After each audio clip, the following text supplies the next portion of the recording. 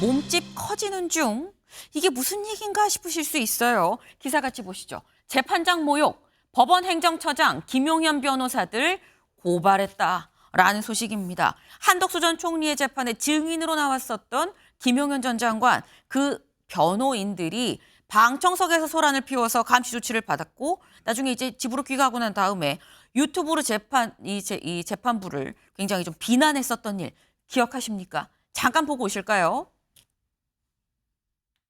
우리 팀에 대적하는 놈들은 무조건 죽습니다, 이제. 이진관이 놈 죽었어, 이거. 여러분들 이진관이가 벌벌벌 떠는 걸 보셨어야 돼요. 걔 약한 놈입니다, 그거. 진관이 그거 전문용어로 뭣도 아닌데 엄청 유색을 떨더라고요. 근데 벌벌벌 떨었습니다.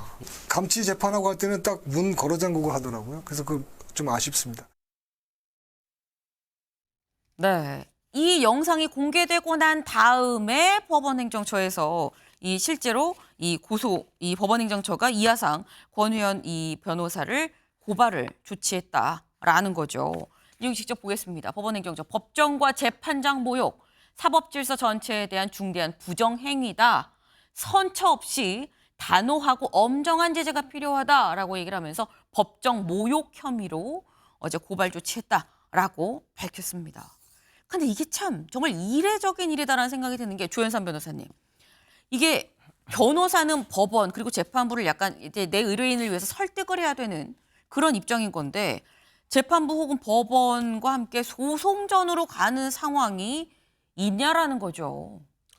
법정 모욕죄로 처벌받는 변호인의 경우가 있긴 있죠. 그렇기 때문에 완전 그런 경우가 없다라고 말씀드릴 수는 없는데 네. 좀 이례적인 경우긴 하죠. 어찌됐건 간에 법정에서 특히 형사법정에서 재판부를 상대로 이렇게까지 공격적인 연사를 하는 변호인이 현실적으로 없습니다. 없다고 보여지겠죠. 당연하게도. 그럼에도 불구하고 유독 이번 변호인단의 경우에는 굉장히 법원 재판장과 법원을 모욕하는 그런 행위를 반복하고 있습니다. 법정에서뿐만 아니라 법정 밖에서까지 그러한 모습을 보여주고 있죠. 여기에 대해서는 사법부 입장에서는 엄정한 그런 처벌의 잣대를 들이밀 수밖에 없다라는 것을 말씀드릴 수밖에 없을 것 같고요.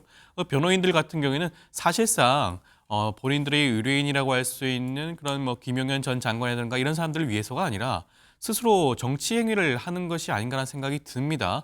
이미 정치적인 그런 입장과 견해가 있는 변호인들로 알려져 있기도 하죠. 본인 스스로 지금 유튜브 채널을 통해서 어떻게 보면 일종의 그런 영업 행위라는 것을 하는 게 아닌가라는 생각이 들 정도이기도 합니다. 그렇기 때문에 이 부분에 대해서는 엄정한 처벌이 이루어져야 될 것으로 보여지고요. 저는 단순히 그 법정에서 처벌받는 것뿐만 아니라 대한변호사협회 차원에서라도 이 부분에 대한 징계가 반드시 이루어져야 될 필요성이 있지 않을까 싶습니다. 네. 굉장히 이례적인 사안이다라고 말씀을 드렸어요. 물론 변호인이 법정 이 모독 행위로 이 처벌을 받는 경우가 흔한 일은 아니지만 뭐 있긴 있지만 굉장히 좀 이례적인 상황. 특히나 이걸 저희가 이례적이라고 얘기를 하는 이유가 고소고발에 또다시 고소고발로 맞고발 상황이 됐다라는 거죠. 저희 같이 좀 정리된 것 좀 볼까요? 처음에 시작은 감치였습니다. 같이 보시죠. 네. 처음에 시작은 방청석에서 소란을 피우니까 나가세요 하는데 퇴정을 안 하니까 그럼 감치합니다. 감치해요. 그래서 감치 조치를 내렸죠. 그런데 구치소에서 이 절차상 이유로 받아주지 않았고 그런데 며칠 지나고 나면 다시 도저히 안 되겠어요. 재집행 하겠습니다. 감치 재집행합니다. 라고 얘기를 했어요. 근데 여기에 대해서 또 이 변호인 측에서도 그럼 우리도 공수처로 고발할 거예요. 공수처의 직권 남용입니다. 라고 얘기를 했다라는 거죠. 그리고 어제 법원행정처가 또 법정 모욕, 명예훼손 혐의로 고발을 했다라는 거죠. 감치, 고발, 여기에 맞고발, 오고 가고 이런 상황 자체가 거의 초유의 일 아니겠느냐라는 겁니다. 근데 사실 이게 보면 여기 법원행정처장이 법정모욕, 명예훼손 혐의로 고발을 했다라고 지금 돼 있죠. 법원행정처가 아니라 법원행정처장이 고발을 했어요. 서울시면 같이 볼까요? 네.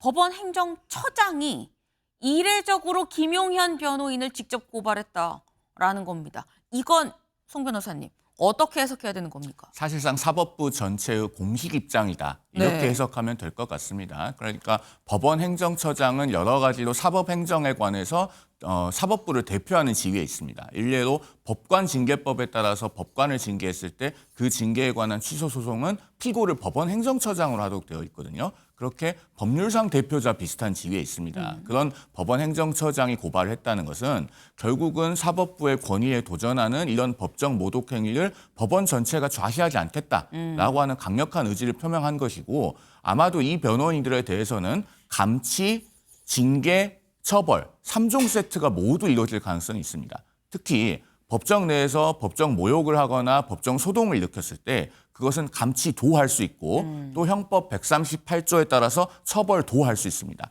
감치는 행정질서벌이라고 해서 네. 감치도하고 형사처벌도 했을 때 이게 이중처벌이 되지 않는다는 판례가 있거든요.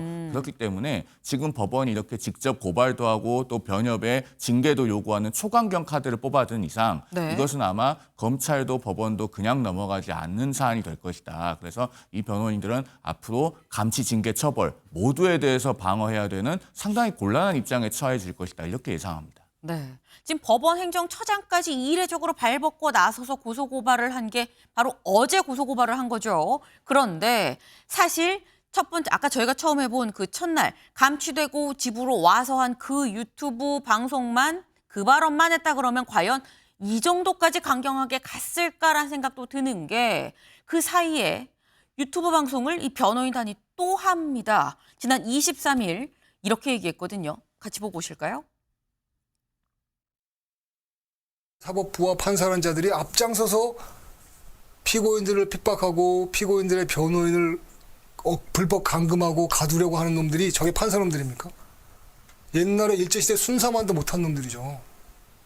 저 가짜는 놈이 안경 쓴 키 작은 남자라고 써놓고서 그 지 얘기인지도 모르고 얼마나 어리석은 인간입니까 저자가. 진관이 저놈 저런 어리버리한 놈한테 제가 진짜 저놈한테 딱 가서 욕하면 저 사람에서 자빠집니다.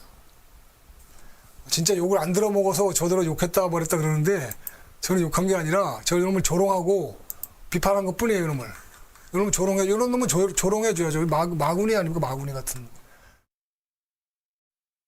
윤경호 의원님. 이 정도쯤 되면 이거는 고소고발 해줘라는 얘기로 들릴 수도 있어요. 법원 쪽에선. 그러니까 표현의 자유의 한계를 넘어선 이런 표현도 있어요. 저게 그러니까 이제 언론이라는 게 미디어라는 게 저 유튜브 방송 자체가 사실상 미디어 역할을 해버렸잖아요. 개인 유튜브지만.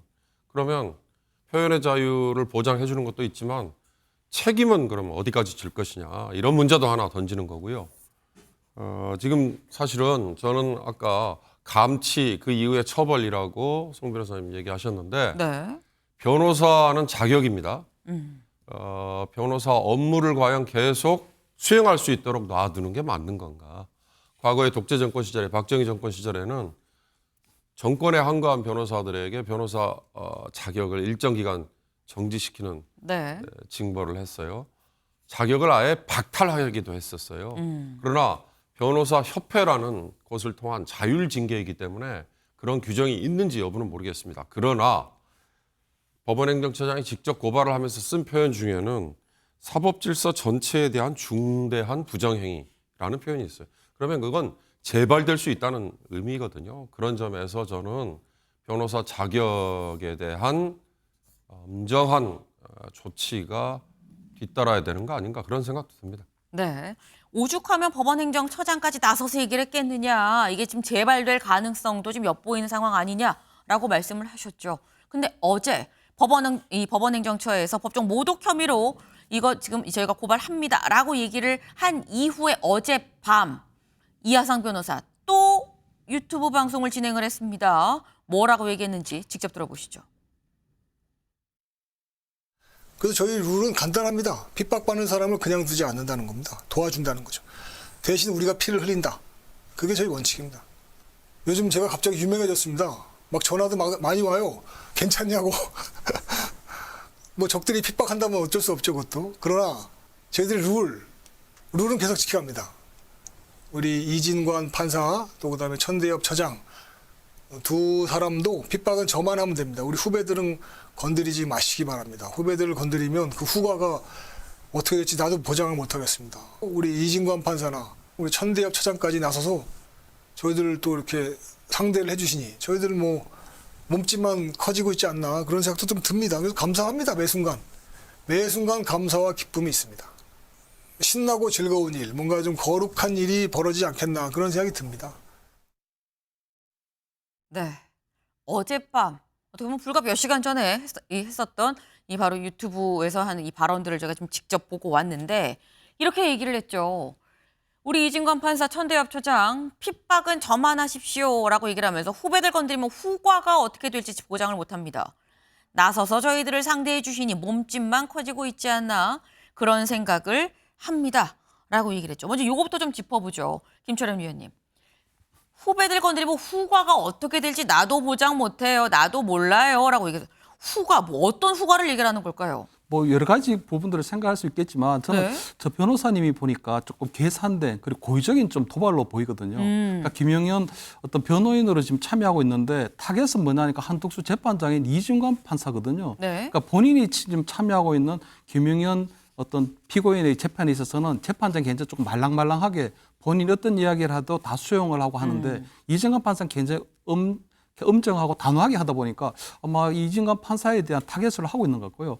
제가 볼 때 그 계산된 도발이라고 하는 게 보면 결국은 본인이 굉장히 유명해졌다. 굉장히 본인이 몸집이 커지고 있다. 과거에도 보면은 정광훈 당에서 대선 후보로 출마하려고 했던 부분이 있기 때문에 나름대로 약간 관종적인 측면에서 유명해지고 싶은 그런 게 좀 하나 있는 것 같고요.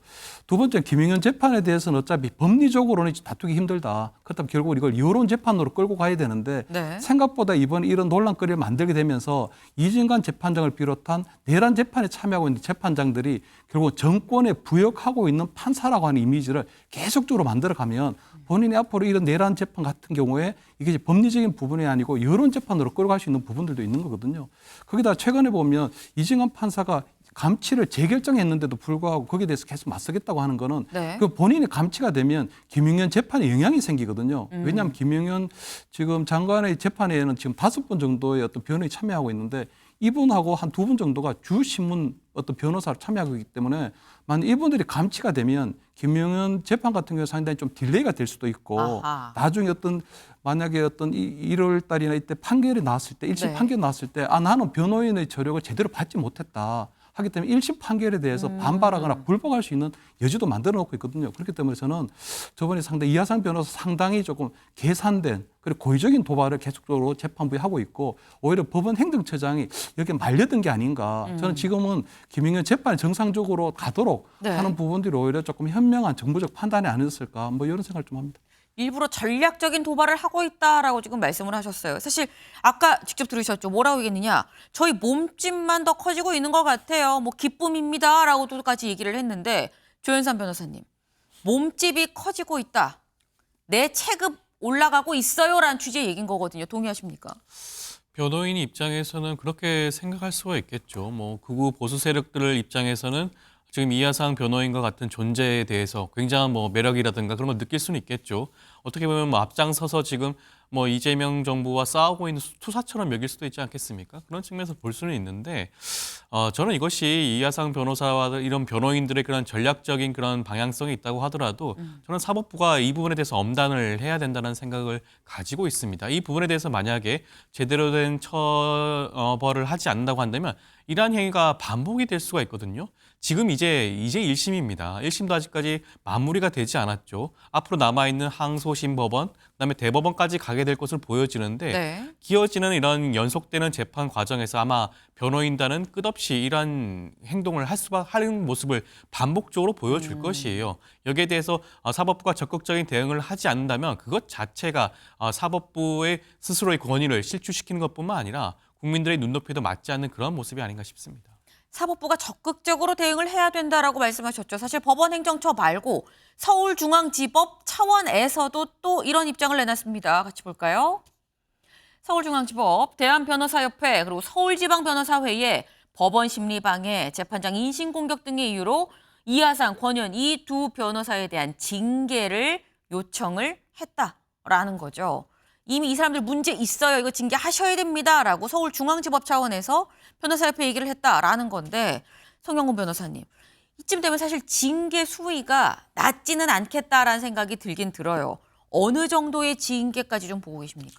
상당히 중징계가 나올 것으로 보이고요. 네. 저것은 대한변협이 외면할 수 없는 사안입니다. 일단 대다수 변호사들이 저것은 변호사 윤리의 선을 현저히 넘었다라고 평가할 만한 사안이고 더더군다나 법원으로부터 공식적으로 징계 요청이 있기 때문에 이것을 외면하거나 솜방망이 징계를 하게 되면은 법원과 변호사협회 간의 관계가 크게 악화될 겁니다. 그런 점에서도 외면할 수 없는 사안이고 제가 봤을 때는 이 정도 사안이면은 견책이나 과태료를 넘어서 네. 정직까지 충분히 나올 수 있는 사안이다라고 보여집니다. 그리고 이 윤리 규정에 따른 정직은 네. 앞으로 저 변호인들이 형사처벌을 받아서 그 형사처벌의 결과에 따라서 변호사 자격이 일정 기간 정지되는 것과는 별개입니다. 네. 예를 들어서 집행유예를 선고받으면은 그 집행유예 기간이 끝나고 2년 동안 변호사를 못 하거든요. 그리고 실형을 선고받으면 그 실형의 집행이 끝나고 5년 동안 변호사를 못 합니다. 네. 이런 것과는 별개로 자체적인 정직 수준의 징계가 내려질 가능성이 저는 적지 않게 있다. 이렇게 보고 있습니다. 네, 지금 정직이 나올 것 같다라는 말씀을 하셨어요. 그리고 이것과는 별개로 또 다른 정직이 나올 수 있는 형사처벌에 따른 뭐 집행유예, 실형이 나오면 추가적으로 2년, 5년 뭐 더 정직이 이어질 수 있다라고 했는데 변호사협회가 수위에 대한 고민이 좀 있겠다라는 생각을 좀 해보네요. 다음으로 넘어가 볼까요?